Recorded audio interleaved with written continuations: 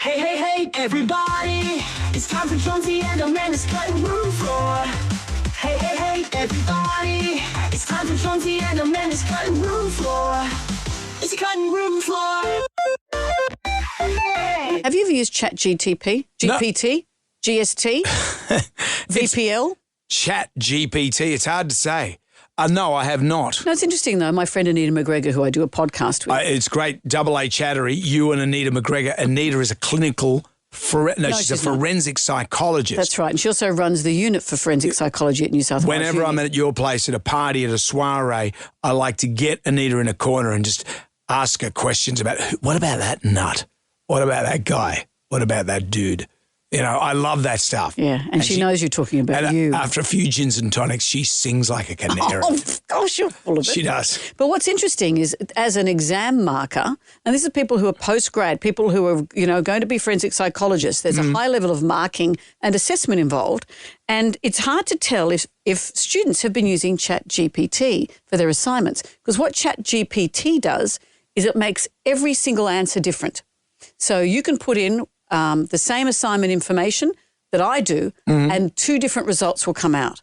So it's very hard. There is software that can detect plagiarism, and now they're trying to put in software that can detect ChatGPT. That's why it's so effective, is because it spits out something different every time. Yeah.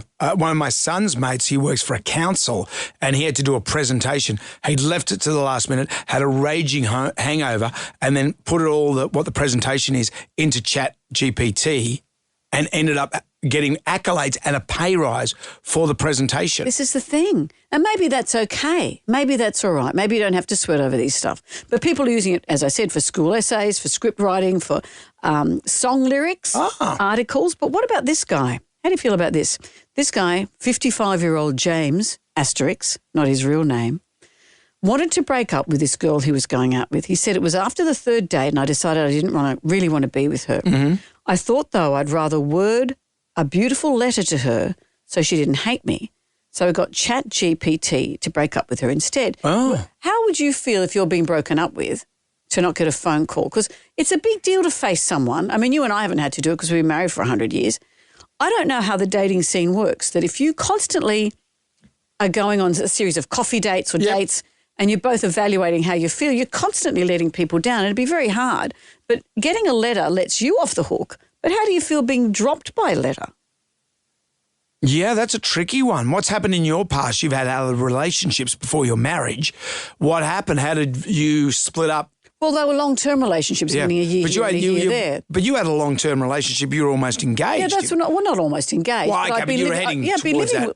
I've been living with someone for a number of years. That's a serious relationship. That's different to this. But how did that end? How did it? Did you get? Oh, we broke up, got back together, broke up, got back together. Finally, said, I don't think, I think it's time. So you both just said it was a mutual thing. Kind of, though. It's always easier if it's done to you, because that way there's no question. You can't sort of debate whether you should have done it or not. Yeah. But long-term relationships can't end with a letter unless you're Phil Collins and you do it via fax. That's right. Remember that. Yeah. And his daughter now, Lily Collins, is a famous actress. Yeah. But he dropped her mum, Jill, via a fax. Wow. And they had been married and had a kid. But imagine it's coming up. And you're saying, from the office of Phil Collins. What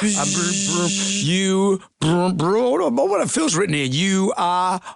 whatever. Beautiful drop. Which way is it going? Well, I guess this is the stuff you use if you haven't been in a relationship for long. As he said, this is 3 dates worth. And what did it? Well, what he has said here, he said it's like a Dear John or Dear Janice letter. I can't remember the exact words he said, but it was basically an expanded, it's not you, it's me, talking about how I'm not ready to commit. I'm not mentally in the right place. I don't want to waste her time while I figure things out. And she said it was beautifully crafted, and she said, it's really nice of you to say all that. Really? So she was happy and he was happy. So maybe it's okay. Imagine if her response was ChatGPT as well. Oh, yeah. And so she just said, give him the finger. And then this beautifully crafted response comes out. AI is talking to AI. And AI starts going out. It's like Roxanne. Remember Roxanne? The movie Roxanne? Which is based on Cyrano de Bergerac. Yeah, with Steve Martin and the big nose. Giant honking nose. And this beautiful girl is being wooed by this guy. So he writes these beautiful letters, these beautiful speeches, beautiful romantic speeches. And she falls in love with the language. And so by the time she realises that it's Big Nose doing it, She realises she loves a big nose. Yeah. Wouldn't have picked it. GPTQIRS couldn't have done that. No, it certainly couldn't. Okay, kids, that's it for today. Come back tomorrow for more of Jonesy and Amanda's Cutting Room Floor.